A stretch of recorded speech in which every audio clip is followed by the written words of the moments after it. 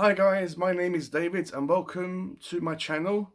I've got a very special video for you today. A friend of mine called Sean, who I've read his first book by, well not his first book, the first book that I was made aware of, which was called The Last Day. I will put a picture up here of the video and I'll have it linked down below. But after I read that book, which was basically about a man that was reliving the same day over and over again and was getting killed by all these creatures, and then when he woke up after dying, he relived the same day over and over and over again. I really enjoyed that book. I would highly recommend it, especially for horror fans. It is a bit gory, but it is absolutely fantastic.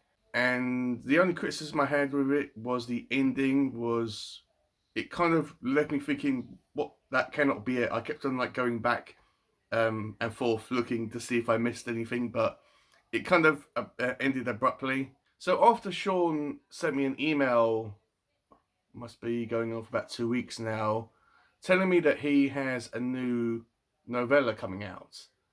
He asked me if I was interested in it, and of course I said yes, I'm looking forward to it. And he told me that he wouldn't mind sending me a free digital copy in exchange for an honest review. So this is what I'm going to be doing, guys. I'm going to give you and Sean my honest review, and the book that I'll be talking about today is called The Moor by Seann. I cannot say his surname. I could try, but I probably would butcher it.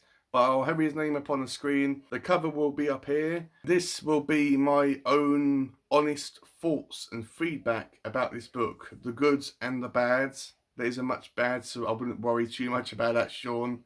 But I will be giving my honest thoughts and feedback on this book, as well as this is going to be a spoiler-free video as well. So I just want to insert here as well that The Moor will be released on the 29th of March. So far it's only available to pre-order on Kindle, but I would imagine it would be available on paperback form when the release date hits and all that stuff. But I would imagine that it would be out in paperback.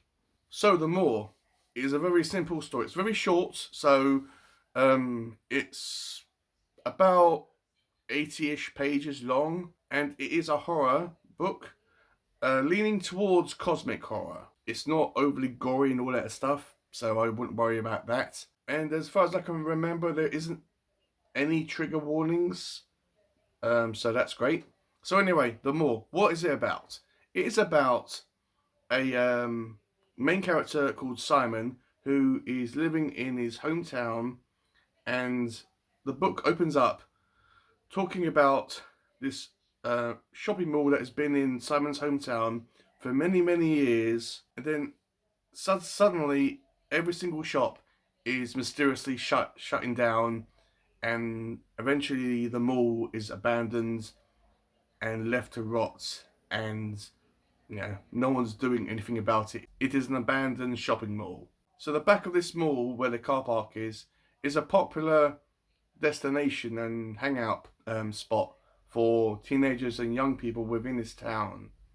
So they kind of go there, smoke, drink, skateboard, and all that stuff. There is weeds growing everywhere. There's broken glass. Sean doesn't go into too much detail about the condition of the mall, but it does give you enough so you can kind of picture it in your mind. But Simon has got a brother who is older than him, who is called Freddie.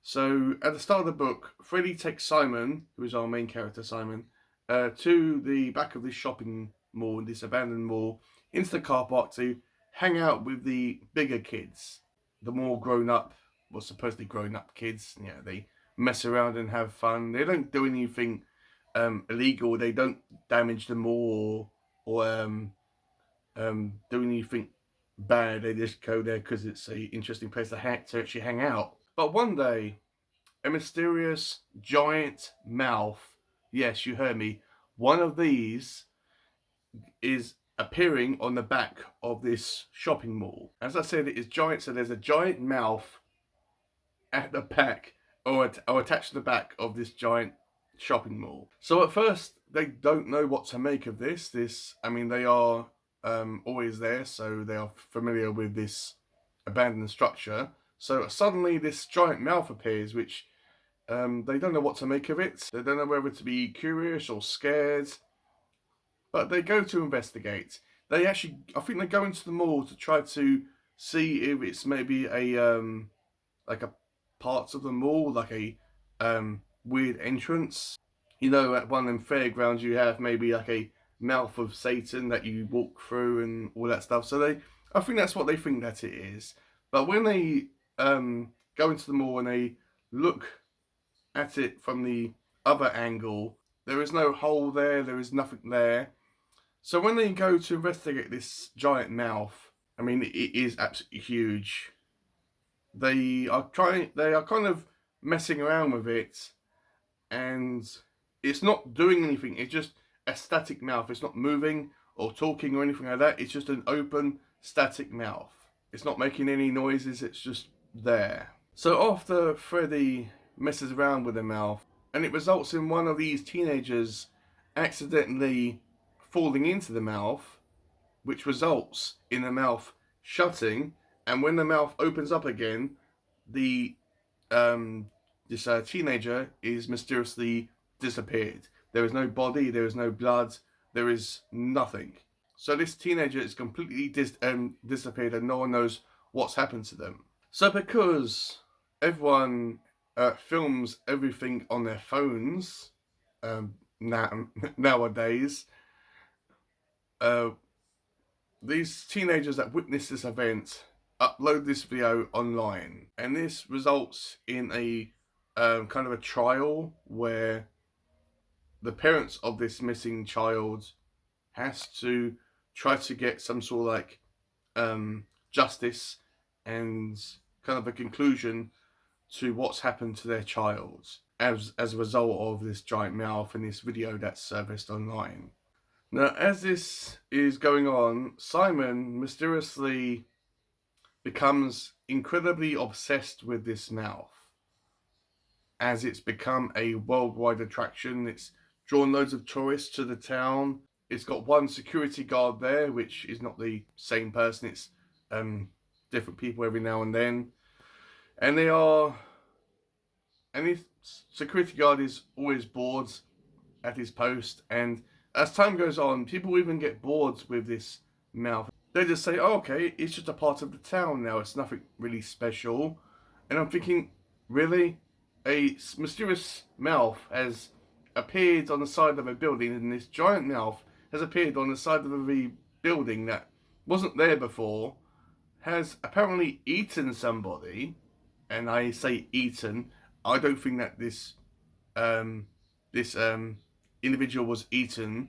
I think that they were transported to another dimension, but that's just my own opinion and my own theory on that. But when people get bored of this mouth and they don't see it as anything special, I'm thinking, really? How can you not? And I find it weird that if this happened in real life, the government would erect a massive tent or building over that mouth and be poking it and prodding it and doing all sorts of weird experiments on it, kind of like in Stranger Things. But everyone seems to be moving on, apart from Simon, who is incredibly obsessed and intrigued by this mouth and why it's there and why and all that type of stuff. And Freddy's kind of like moved on from that, and like the rest of this town. And that's basically the story. And the ending of this book, I won't say what happens, guys, so no worries. The ending, I was thinking, I hope this doesn't abruptly end like the last book that I read by Seann. It doesn't really. It has like a nice ending to it. Yes, it could have had more to it. I don't know what else it could have established, but there could have been more to it, but it was a satisfactory ending. But I like the journey, I like the characters. There isn't too many characters in it. It's not overly gory or frightening or anything like that. I mean, Seann does write some really good characters. I would like it if he wrote something a bit longer. But this book was So much fun. It isn't probably the best thing I'm ever going to read this year, but it entertained me, and for a book, you can't really ask more than that. So what I enjoyed about this book is that I enjoy, as I said, the characters I enjoyed. I like the concept of this mouth, but what I really liked was that in between all the chapters, there were all these kind of news clippings um, about events that were going to happen or did happen in the future that were kind of talking about stuff that we were reading about. And that was a really interesting touch. I really like that aspect of having these news clippings sandwiched in between all these chapters. I mean, if you read this book, which I highly recommend that you do, guys, do not skip them sections as they are important to the whole story. So, what I didn't like about it was, I suppose that I would have liked it if it was a little bit longer. Um, but I think if it was a bit longer, then it would have probably dragged a little bit and it would have maybe outstayed its welcome. It's a short and sweet story, something that you could read really, really quickly. So I don't know if that could be classified as a criticism. Also, another negative, which isn't Seann's fault and it's not going to be in the finished product, but he did tell me that this is a rough draft and there will be spelling and grammar mistakes in it, and there were times wherein words were like spelt wrong or the wrong word was used, or maybe a word was used double and in the same sentence. But I don't hold that against Seann. It's not going to be in the finished product. Yeah, these things just do happen. But if you do buy this book, guys, which I once again highly recommend that you do, don't worry about that. I'm sure that Seann's going to have all that like polished up by the end. So what I'm going to rate this book, the story, I'm going to rate a 4 stars out of 5. And what I found surprising was that at the end of this book, there were 3 added short stories that are completely separate from the more storyline, but they are 3 short stories that Seann put in the book to, as an extra bonus. The first one I didn't really think very much of. The second one was okay, and the third one, which was the longest out of the 3, which was set in the catacombs, I presume in Paris, pretty sure it was, but that one was so good. That one was probably on the same level as the more, but I enjoyed that one so much. So because of them short stories included in this book, which will again be in the finished product at the end of this month on the 29th, that's bumped it up to a extra star. So overall, I will give the book as a whole 5 stars. So as I said, this book will be released on the 29th of March. I will be uploading this video before that, so it gives Seann some promotion and gets word out of his book out there before the book is released to the general public. But would I, as a horror fan, recommend this book to you guys? Of course I would. And I'm not just saying that because I like Seann as a person and I just want to try to please him. No, I genuinely would recommend this to anyone. If you are a horror fan, you will like this. If you are trying to get into horror and you don't want anything overly gory and bloody and disgusting, then I would give this a chance. I mean, it's not going to blow your socks off or anything like that, but it will give you a taste and a flavour whether you would like horror or cosmic horror. I don't know if Seann would classify this as cosmic horror, but I am. So that has been my video, guys. Hopefully I've given you guys enough information. It's always difficult when I do these reviews. I'm always thinking, did I say enough or did I not say enough? Did I forget to say something? But hopefully I have given you guys enough information to gauge whether this book is going to be your thing or not. Let me know down below if you are going to pick this book up and give it a chance. Let me know if I've maybe encouraged you or got you interested in picking this book up on the 29th. It should be very exciting when this book releases on the 29th. Seann's becoming a horror author, which I'm quickly learning to keep my eye on, or being aware of to keep my eye on, as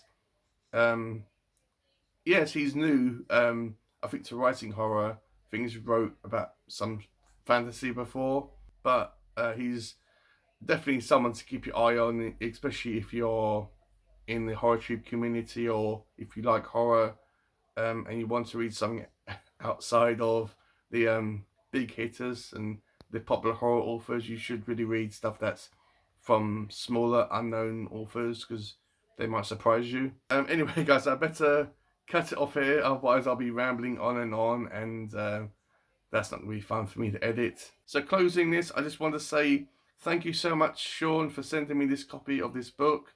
It was very kind of you. I know that you were very nervous about getting my opinion, if they were positive or negative, but hopefully I've given you a good balance of the two, and I cannot wait to read the next thing that you come out with.